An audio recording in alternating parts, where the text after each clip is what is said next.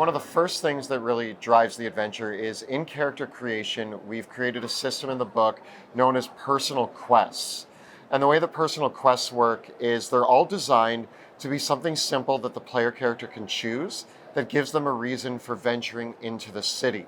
The personal quest is going to be their own goal that they're trying to accomplish in the city, which drives them into the narrative. The narrative itself, though, is more about the 5 factions trying to gain a foothold in the city. So a personal quest might include maybe your character was part of the nobility of Drakkenheim, and your family estate is still in the city, complete with all the deeds of ownership and your old family relics. And so your personal quest is to get deep into the city to recover those relics. Maybe a loved one to your character wandered into the ruins and was lost there, and you're looking for them. Or they become contaminated and you're searching for a cure for how to help them. The personal quests give your character that individual motivation, and you also get a boon if you achieve your personal quest during the campaign in the form of a bonus feat or ability score increase. And so all the personal quests are set up, though, that the player characters, in order to achieve them, will need to work with one or more of the factions in order to get the help that they need. And this results in the characters being brought into this wider conflict that is just bigger than themselves. So there's kind of that personal element, but then the big story arcing behind. So as the characters are looking for their own reasons to adventure in the city, inevitably, as they're finishing their personal quests, now they have to deal with the consequences of all the decisions, commitments, and promises that they made in the process of their own objectives being achieved. And then in working with the factions, ultimately, as Kelly said earlier, the factions want to control the city in some way, shape, or form, and they all want to have different opinions on who should rule the city and what should be done about the problem. And your characters will then need to decide where they stand on those things, and eventually the campaign sort of turns into this powder keg of interactions that blossom into a full-scale conflict between the factions, and ultimately over who will control the throne on Castle Draken. To elaborate on the factions, because they are the main core of the adventure itself, as you're going to each of the sites, the way that we wrote the adventure is that each of the sites has a section at the beginning that tells you why multiple of the factions might send your characters there. So depending which faction the characters are allied with the most, there's a reason for them to be sent to these adventure sites. Oftentimes it's to retrieve a relic for that faction, or to gain a foothold for that faction, or to secure a better position for them. The factions are divided into 5 groups. There's the Hooded Lanterns, who are the remnants of the city guard and the former expeditions to try to reclaim the city. So they're kind of the leftover militia of the nation of Westamar, which is where Drakkenheim is the capital.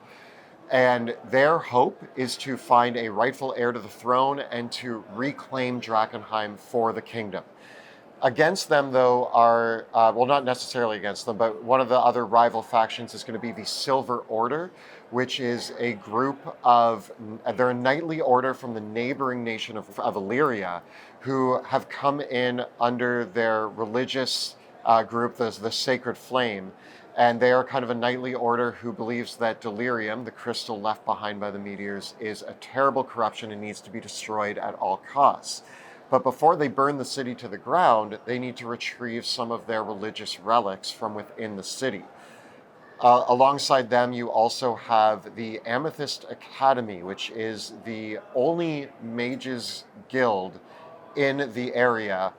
One of the sort of conceits in our campaign, one of the ways that we differ from the standard D&D lore, is that in our world, wizards are just sorcerers who went to school. Everybody who uses magic is born with the innate ability to cast spells. We have, in order to alleviate the confusion around some classes, we have what are called dabblers. Something like an Eldritch Knight or an Arcane Trickster are kind of as far as a non-magic-born person can get without having the inherent trait. But all other magic users are born with this. And the Arcane magic. Yeah. Divine magic, you can pray enough to gain divine magic, but for arcane magic, you need to be born with it. The Amethyst Academy represents the only place in the world that kind of will help protect these children and teach them how to use their magic. But they're also a bit of a secretive organization that kind of works behind the scenes to make sure that magic has its place in the world, because people like the Silver Order in the past have thought that all magic might be bad too, and so they're trying to keep that from ever happening again. I like to say that the Amethyst Academy is kind of like if Xavier's Academy from the X-Men was also a monopolistic corporation with a secret society behind it. And so the Academy trains young mages on how to use magic, but they're also very interested in researching the arcane potential of delirium, and they're responsible for crafting many of the new magic items that use the crystals.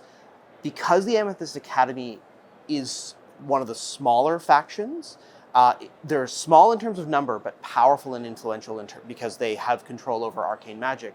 They're very reluctant to go into the city themselves. So they often work with adventurers and proxies, and this is where rival adventurers can come into play as agents of the Amethyst Academy. One of the other factions, one of my personal favorites, just because of how different they are, is the Queensmen, which is a loose affiliate of all of the bandits and thieves and thugs that have now come to the city and see it as a ripe playground for them to kind of have their way in. There's no law anymore in Drakkenheim except for what the Hooded Lanterns are trying to accomplish. So the Queensmen have set up shop there to rough up anybody who's in the area trying to go in to retrieve family relics or anything like that. They're there to rough them up and get paid. They're sort of led by an enigmatic figure known as the Queen of Thieves. Nobody knows exactly who the Queen of Thieves is, but she seems to have all of the organizations of crime in the city combined under one banner, her banner, and everybody pays dues to her. She's a very smart and manipulative villain, and you have to be very careful if you're dealing with the Queen of Thieves, because she always has eyes and ears everywhere in the city and likes to use adventuring parties to further her gains, whether they want to or not. But if you do have a group of adventurers who are like, I just want to loot this city and get paid, she might be the perfect ally for them. Yeah. And finally are the Followers of the Falling Fire. The Followers of the Falling Fire saw the falling stars that destroyed Drakkenheim as the sign of a prophecy for their religion. And they've come to the city because they believe that they're going on a sacred pilgrimage and that they're going to take part in a new divine plan. The Followers of the Falling Fire are led by a charismatic leader, and what's unique about them is that they come from the same religion as this Knights of the Silver Order, and it represents, in the world of Drakkenheim, this religion is currently undergoing a split over the delirium that is happening. Drakkenheim, much like settings like Eberron, is one where the gods are distant, and so it allows for a world where there's no clear answers coming from the gods on what to do. So people allow their faith to guide them on their actions. And so the Followers of the Falling Fire and the Knights of the Silver Order represent the same religion fracturing because this disaster has caused them to interpret what has happened in two very, very different ways. So the Followers of the Falling Fire believe that the delirium is sacred and want to protect it at all costs from those who would destroy it, or the Amethyst Academy who would seek to use it for what they believe are blasphemous ends. The meteor that struck Drakkenheim left behind magical crystals that cause a contaminating aura that transforms inorganic matter, flesh, humans, creatures into monsters, and infuses the entire city with erratic, wild magic. And so characters can utilize this contaminated magic themselves in the form of the new spells that we've created, but some of these new spells actually offer them the only tool or one of the few tools to survive in the wasteland of Drakkenheim. So because of the eldritch magic that is in the haze, characters can't take a long rest in the ruins of Drakkenheim. So you have to leave the city and go to a safe haven known as Emberwood Village in order to recuperate and rest. But when you're in the city, the longer you're there, your character is exposed to these eldritch energies, and they can result in mutations and even a monstrous transformation if you're there too long. And so one of the key ways to explore deeper into the city, to explore the more dangerous ruins like the crater, like Queen's Park Garden and Castle Draken, is to find these new spells and magic items that protect you against this, against the magic that is inherent in the contaminated wasteland. So player characters in Drakkenheim will need to track their contamination level. Contamination works very similar to exhaustion in that it has 6 levels, but unlike exhaustion, where you start feeling the effects immediately with exhaustion level 1, contamination is a little bit more subtle, and the negative effects don't actually begin to become a problem until you get to contamination level 3 or 4.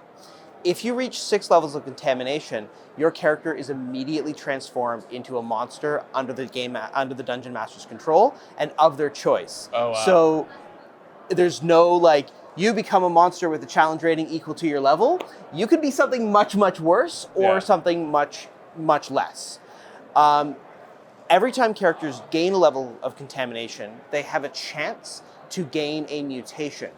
Some of these mutations have very potent and powerful effects, so it's sometimes worthwhile being just a little bit contaminated so you have a useful mutated ability. Probably the most fun that I've seen is that at our table, at least, our players love being contaminated and getting mutations. They don't, obviously nobody wants to hit contamination level 6, but you'll see in our show all the time, Joe will get contaminated, and as long as it's 1 or 2 levels, he'll be rolling his die for mutations, which the way that it works, you roll a 6-sided die, and if the number on the die is equal to or less than the amount of contamination levels you have, you then roll on the mutation chart and you gain a mutation. But Joe's always like, come on, 1, and he's banking on it because so far in the game, he's rarely gotten a negative mutation, and there are those, but Joe has gained the ability to climb on walls or fit through small spaces because all of his bones disappeared, or breathe underwater.